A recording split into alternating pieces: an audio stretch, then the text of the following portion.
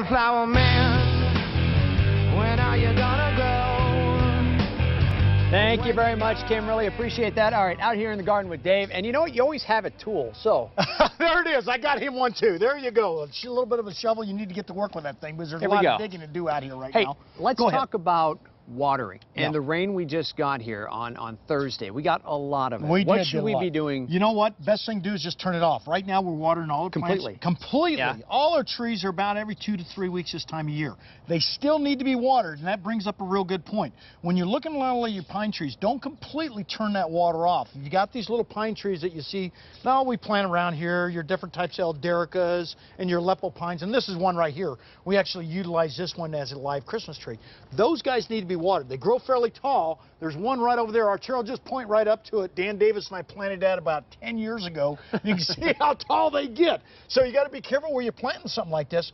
But regular deep watering is ideal, but you got to make sure you don't overwater. But you still do need to water because plants are still active this time of year, even though they look like they're dormant. How long can you go with the water off right now? You know, with right how now, much rain we got? You know what? Right now, you probably can go at least 2 weeks. It just depends on how much more. The soil, and your gardens are, you know, you can go ahead and go without watering for 3 or 4 days on your gardens, and then go ahead and water again. Gardens need to dry out in between watering, especially if you're growing a lot of those herbs, like those different types of rosemary out there that we turn into Christmas trees. Plant them right in your garden. They work out fantastic. Rosemary is something that do very well. Let's show you something else, and this is a way I fertilize out here in the garden.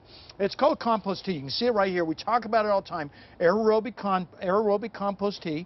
And what we've got is we've got a bag of compost right down in the bottom of this, and what we're doing is we're soaking that for about 24 hours. And then what you want to do is you want to spray that around the garden. So the ideal situation is take a hose-in sprayer just like this, spray it on all the plant material. I'm going to try not to get Arturo wet there, and you're on your way. And what happens is that those trace elements get absorbed through the leaf structure of the plant material, and that's what we call foliar feeding. If you want a little boost, maybe a little bit of molasses right here, you might want to add right to the compost tea, and you're going to be in real good shape for a nice, healthy garden. Now, of course, going ahead and mulching and planting all your different types of plants right now this time of year, even some of your seeds will work out well out here in the Southwest. All right, great. Dave's going to stick around, answer any kind of garden questions you have. Give us a call, 207-3312, 207-3312, and we're also going to talk quickly about the poinsettia when we come back.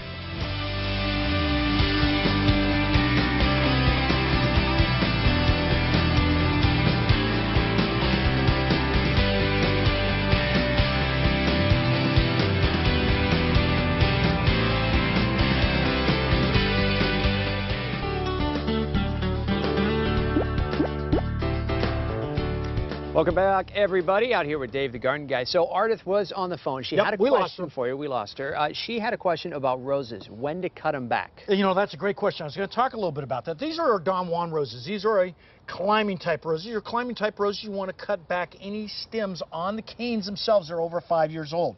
On all your tea roses, your floribundas, we want more of an upright configuration. We cut them back in about early January. That's the ideal situation. How far? No more than 2/3 is the ideal situation, leaving about 5 to 10 stems pencil size or larger. I know that's very complicated when I'm talking about it. I'm talking very fast.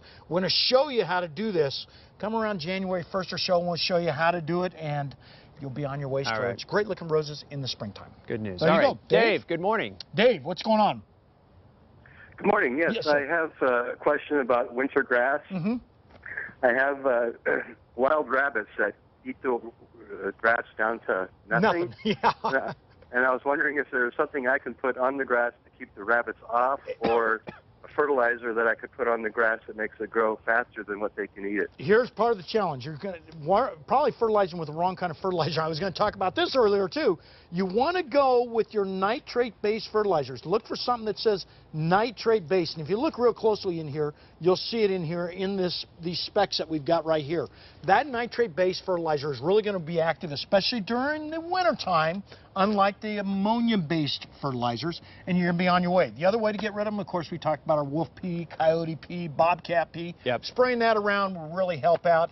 And, of course, get them another area to actually eat on is another way to get rid of them and make them so that they kind of go off and do their whatever you want to call it. They're eating somewhere else. So there you go. There's a lot of ways to do it. And, of course, Hoffenpfeffer you'll get the joke if you look it up. Is always a great way to get rid of them, too. Dave, good to see you. Thank you very much. I just need some gloves. You do need some gloves. You look good with that shovel. We're going to have to talk about the poinsettia next Saturday. Folks, we got more Good Morning Arizona in the studio coming up after the break.